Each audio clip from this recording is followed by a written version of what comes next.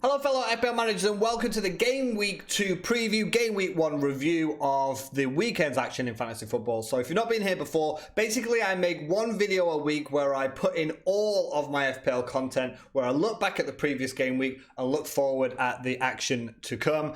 If you guys are interested in maybe doing a Friday lunchtime UK time, so about 12 PM on Fridays, doing live streams, then that is something I'd be interested to do as well, to be able to sit and chat with you guys and just keep it to one full long video a week and also a stream. But let me know in the comments below what you guys think about that. So a lot to talk about. If you do follow me on Twitter, I do have a lot to explain. So I have been supporting 5 at the back all summer, and then I kind of just lost my nerve. And it's so funny because if I had stuck with the 5 at the back that I did in the previous video, I would have scored more points. So I still stand by 5 at the back, but I do feel that with this 3-5-2 team, it just felt better for the long term until I wildcard. And if you saw just before deadline, I was 50-50. Should I go Jota? Should I go Virgil van Dijk? Please remember that it is hindsight. It's so easy to look at decisions made in hindsight. Now, the key thing you're going to be able to see in my team is I did play my triple captain. So before you click off, please let me explain. I'm not casual or I'm not being a noob. Please let me explain all the reasons why I did triple captain Mo Salah in game week 1. But first, let's have a look at the team that I started the season with. So Matt Ryan at the back. 9 points, great, lovely from a 4.5 goalkeeper. He's just my set and forget, and he's done a good job there. Robertson was extremely unlucky. He had better stats. He posted better stats on the board than TAA, but he just didn't manage to get it. But the fact that he's been one of the most transferred out players so far this season already is just absolutely amazing. He's not going anywhere from my side. Luca Dean getting 6 points, clean sheet. Everton look solid at the back. They still are solid at the back. They just need something up front there. I hope Keane's going to come in and change that. But a clean sheet, no problems there. You can see I've gone for Rico. I felt like he was going to play. They will get Sheffield United, but I won't triple up on Bournemouth again. That is a lesson learned, because if I do scroll down, you can see there's Dunk on the bench with 11 points. Because the idea is that Rico will not play. He'll be my 4 million bench fodder, and I'll rotate between Dunk and Diop. But game week 1, I thought Watford away or Sheffield United at home, and I should have gone with Dunk there. But there you have it. That's the fine margins that we have in FPL. So sticking with Bournemouth, you can see Fraser 1 point. He got booked as well, so he didn't even get 2 points. Sigurdsson and Perez both blanking, but getting a clean sheet point. Perez was pretty off it, but I'm not making any transfers this week. I am still happy that the original plan actually was in game week 3, so I'll save up my transfers in game week 3. It would have been something like Fraser to Barkley at the time, Fraser to Barkley, Sigurdsson to Kevin De Bruyne, but it's all still up in the air. I still like this 3-5-2 as well, because I'm able to change to something like a 4-4-2. I could easily put Perez to Van Dijk, so 6.5 to Dendonka, and then 4.5 to a 6.5 defender. I could change, again, Fraser out and improve my attack. I like having the 3-5-2. It feels like I only need 2 transfers to sort of change the team around entirely. So Jota got into a few good positions but did waste his chances, and Wilson should have scored, but at least he did get an assist. Now moving on to the big boys, Salah and Sterling. Great, fantastic week. Why did you play your triple captain? I've already had this discussion on the Reddit page, so please hear me out. Before the season started, I wanted a Liverpool player to triple captain. Man City, we all know Pep Roulette. It's too volatile. I got burnt last season when I triple captained Sane. Even Pep's favorite ever player, Bernardo Silva, apparently had an injury, but even Bernardo Silva did not play against West Ham United. So the only person it does feel like maybe is untouchable is Raheem Sterling. He's my only outfield City player right now. So I was definitely not going to triple captain a Man City player. So I wanted Liverpool, and I wanted them at home, and I wanted them, to be honest, against Norwich. They have the weakest defensive record of the 3 promoted teams. It's just unfortunate that it was game week 1. Now, first, a lot of you are going to say, why not a double game week? Why? Because first, they do have a double game week confirmed because of the Club World Cup. But just think about this. First of all, Club World Cup, League Cup, if they're still in it, FA Cup, if they're still in it, Champions League, Premier League, and then the Club World Cup. They're going to have so many fixtures. So if there's a double game week because of Club World Cup, that is definitely a high rotation risk for that double game week, because not only is it just the usual, but it's on top of the Club World Cup. So that made me think I'm not too keen on that double game week triple captain.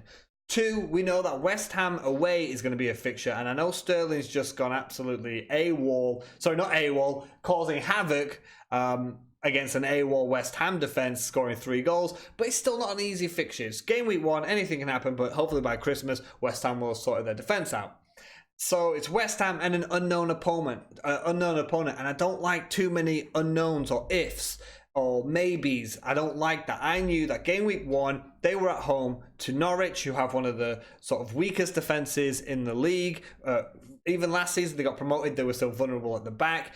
And I wanted Salah, and I knew he was going to play. I didn't see Klopp dropping Mane and Salah for game week 1. He looked ready, he looked hungry in the Community Shield, and I did want that. So, high rotation risk, you don't know who their opponents are. And it also gets you off to a good start. And I don't think 1 goal and 1 assist and the bonus points are actually, it's not a bad score. If he's got 2 game weeks, and if he does that in a double game week, and he's got 2 games, he plays 2 games, he does better than that, then that's fine. But remember, everyone plays the game differently, and I did feel like I wanted to get off to a good start. I wanted Liverpool at home to Norwich. Unfortunately, it's game week 1, and I don't like the idea of risking it in a double game week, because they probably will rotate this time. They've got so many competitions. Remember, they went out early in the FA Cup last year. I don't think that's going to be happening again. They're miles ahead. So that was the decision, basically, why I triple captain Mo Salah. So let me know in the comments below if you think it was a good idea or not. I do stand by it. I do understand that, there is a higher percentage of them scoring more points in a double game week. However, there is a high rotation risk. You don't know who their opponents are going to be, and I just wanted Mo Salah at home against Norwich. I am going to stick with this team. No transfers going into game week 2, because, like I said, I want to save up. I've got a game week 3 plan. We'll see how it goes, but with 2 transfers, I can completely change this side if I have to, but I am still feeling pretty comfortable if we switch to the week's fixtures about who they're going to be facing again. So I am going to stick with Mo Salah as my captain, Sterling as the vice at home to Spurs. Sigurdsson and Dean go to face a Watford side who's just got battered 3-0 at home by Brighton. I have swapped Dunk with Rico because I don't want to triple up on Bournemouth players. Jota, he did have chances. Man United, a lot of people are a bit, itching to get on the Martial train at 7.5 million. I'm going to wait. I'm not going to jump on anything yet. I'd rather save my transfer. I built this team with 3 weeks in mind, and I am going to stick to it because it was a pretty decent game week. Triple captain or not, I'd have got a pretty decent score that I'm happy with. Just unfortunately, everyone seems to have got a good score. Every premium player seems to have delivered this week. So when Sunday came along, or even Saturday evening, and Kane got those 2 late goals, and Aubameyang scored as well, and then United went on it, and United always have the players always have high ownership because they've got so many fans around the world. Unfortunately makes 89 not a good score, but any other game week, usually you say 89, wow, that's a pretty decent score. So yeah, that's what I'm going to go with. So having a look as well at the review of the players that I suggested last week, and avoid, pick, and take a risk on. So you can see Mane just behind me as I go blurry. Mane, yep, he came on. He looked lively when he came on, but I did say that he wasn't going to start. He didn't start. Spurs right back over here. They conceded against Aston Villa, so that worked out well. And you can see avoid, Norwich lost, Villa lost, Sheffield United got a draw. Pretty good result there, but across the board, FPL-wise, none of the players really got any high points. They all blanked there, except Sharp, who came on and scored for his boyhood club, which is pretty cool. Players to pick. Mo Salah, yes. Wilson gets, for me, I'm still disappointed. I am sticking with him, of course, Wilson-Fraser combo for this week away to Villa, because, Villa conceded the most shots of any team in the Premier League in game week 1. But yeah, Salah got it, Wilson got it, and Kane bagged 2 goals. I knew he was going to do it. I knew he was going to hurt me, but it's just 1 game week. Remember, it's a 38 game week, and I can't see him scoring against Manchester City. He could, of course he could. He's a talented player, but Manchester City and Liverpool are so far in front of the other teams right now that I just didn't back Kane at the start of the season. And wrong on all three accounts of players to risk. So Calvert-Lewin, I said he was going to play. It was too early for Keane, but again, didn't do anything. Perez, really disappointed. He looked well off the ball. He looked really, really good in pre-season as well. Didn't look good in that opening game. And Deulofeu got hauled off at half time, so it wasn't a very good game week for him as well. So moving on to the players to avoid, pick and take a risk on for this game week. So players to avoid, or player to avoid, to be honest, it's only game week 2. We've only got 1 week under our belts, and I don't really want to suggest to avoid anyone. The fixtures, without being too obvious, I'm not going to sit here and say, okay, avoid Southampton's defence because we're at home to Liverpool. I think that kind of thing is quite obvious. But I would be avoiding Chelsea's central defenders at the moment. I think Azpilicueta and Emerson looked incredibly dangerous against United. I think actually as a whole, Chelsea did play really well. It's just Manchester United's counter-attacking was incredible, actually. I felt Chelsea played good football, but Christensen and particularly Zuma look a little bit out of the depth. I think they're going to hurt with the loss of Luiz more than they think. Not necessarily his ability, but his leadership. You look at Zuma, he's sort of gone and done his stints at Stoke and at Everton, and now he's supposed to be in a top 4 side, a Champions League chasing side, and it just doesn't feel like he's still ready. It kind of reminds me of Chris Smalling. The idea that when he was younger, they were supposed to be the next big thing, the one that stays at the club and they grow them and they become the stalwart defender of that team. And just like for Chris Smalling, it hasn't worked out. I'm not seeing a lot from Zuma that's making me think he is Champions League quality right now. So to be honest, I would just maybe avoid the Chelsea defence for this game because they are up against Leicester and they like playing against top 4 sides or top 6 sides. So Vardy, who should have got a goal when he let the ball run through his legs against Wolves, but I do feel like it'll be a tough challenge for Chelsea at home this week. But apart from that, I don't really want to avoid anyone. It's still open, still all to play for, and there's no real stats there at the minute that sort of make me want to scream and shout, stay away, avoid this person.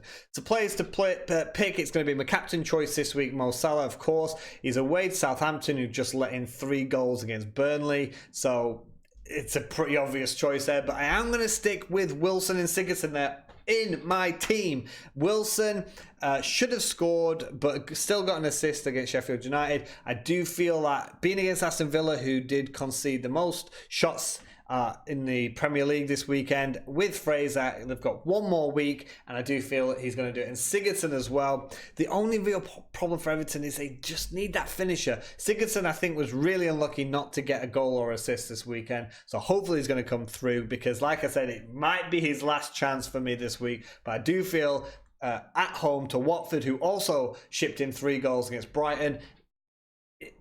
I know Everton's struggling up front, but if Brighton can score 3 goals against Watford at Watford, surely Everton can get something at home against Watford. Place to risk, he's doing the rounds. Everyone's loving this guy at the minute. It's got to be Pukki at Norwich. He's at home to Newcastle. So if he can score at Anfield, I'm pretty sure he can score at home to Newcastle.